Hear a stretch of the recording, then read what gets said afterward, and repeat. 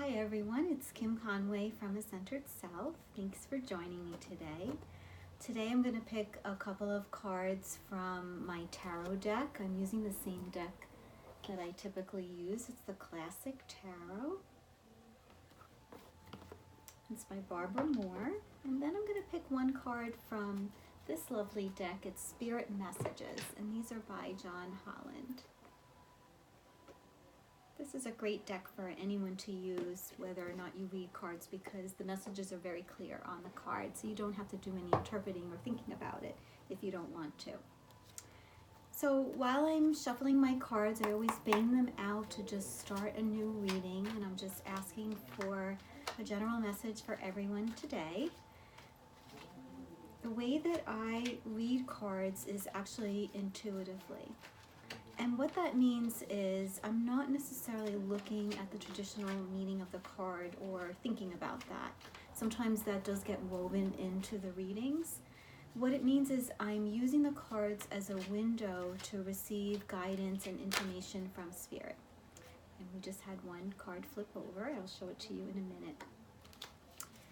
And when I do that, I'm just connecting to Spirit and being open to whatever they want to tell me. And I use the cards in more of a visual way, looking at the card, and whatever is sort of opened up for me, what I'm focusing on the card, that helps guide me to that intuitive knowledge. What I like to do is shuffle my cards until a card falls out, which you just saw. Because what I found was when I first started reading cards, I found it kind of stressful or like a lot of pressure to choose the actual card. So I tried a few different ways. One was to pick a card from the top. One was to pick a card from the bottom. Sometimes I would split the deck. Sometimes I would fan out the deck. And here we had another card flip. I would fan out the deck like this and then have to, pick a card. And I felt like there was a lot of pressure to pick the right one, and I always would second guess what I was picking. So that led me to decide that I'm just gonna shuffle my decks until something falls out or until something flips over, and then it's not up to me what card was picked. The truth is, no matter how you pick a card, it's really, the belief is that Spirit is picking that card for you. So you can do it whatever way really resonates with you and feels best to you. This is just my way. I'm going to pick one more tarot. And the way I set my intention today was the first card picked is the main message, and the other cards are just giving more guidance and more information around that initial card. So the first card I picked was from the tarot, the Nine of Wands.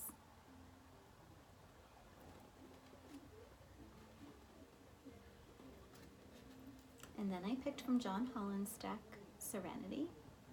And you can see his deck has like really nice pictures as well, and good information on the card.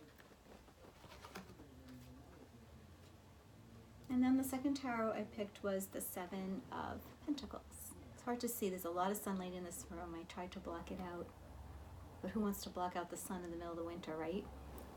Okay, so here we go. We're starting with the Nine of Wands. And as you can see, this man is partially blindfolded. He can only see from one eye. I don't know if you can see that. It's kind of hard to see. And he's got all of these wands standing behind him, and he's holding one in his hands. And this tells me that he's moving forward and making some decisions about what he wants to do. This is more likely connected to your profession or your work, any kind of career decisions and opportunities. So he's had a lot of ideas going through his head and a lot of opportunities, and he's leaning more towards one. But he hasn't looked at every piece of information to help him completely make his decision.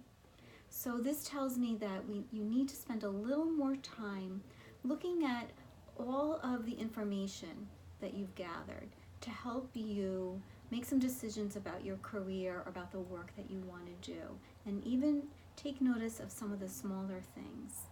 making a list, trying to weigh out each part of the opportunity and decide what's more important to you even within each opportunity. So looking a little deeper and into the nitty-gritty of it will be really helpful to you.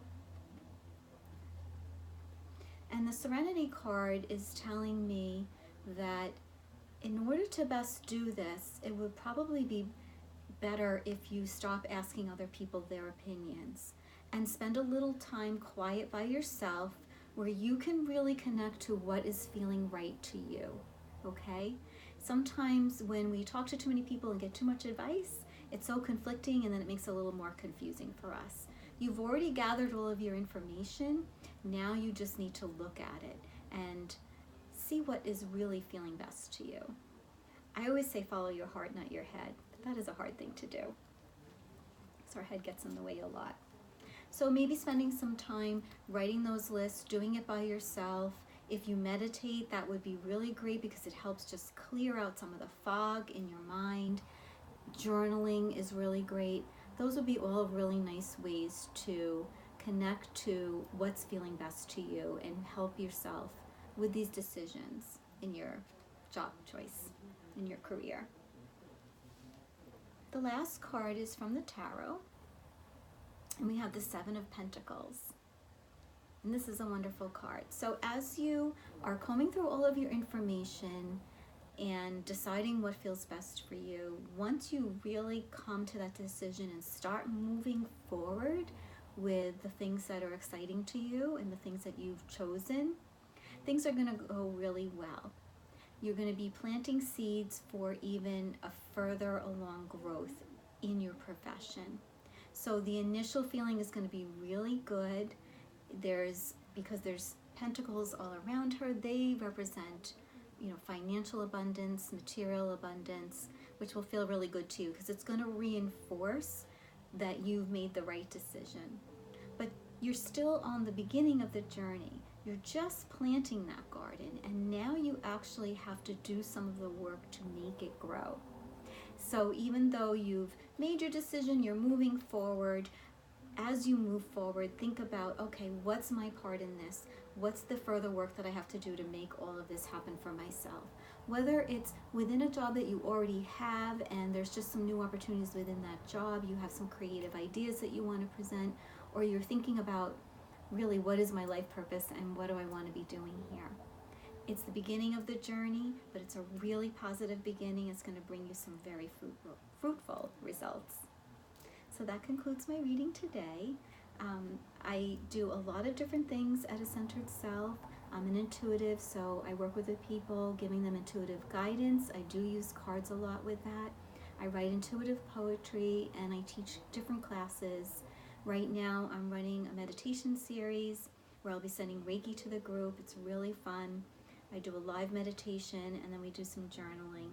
I'm a real advocate for meditation. I think it helps in so many different ways.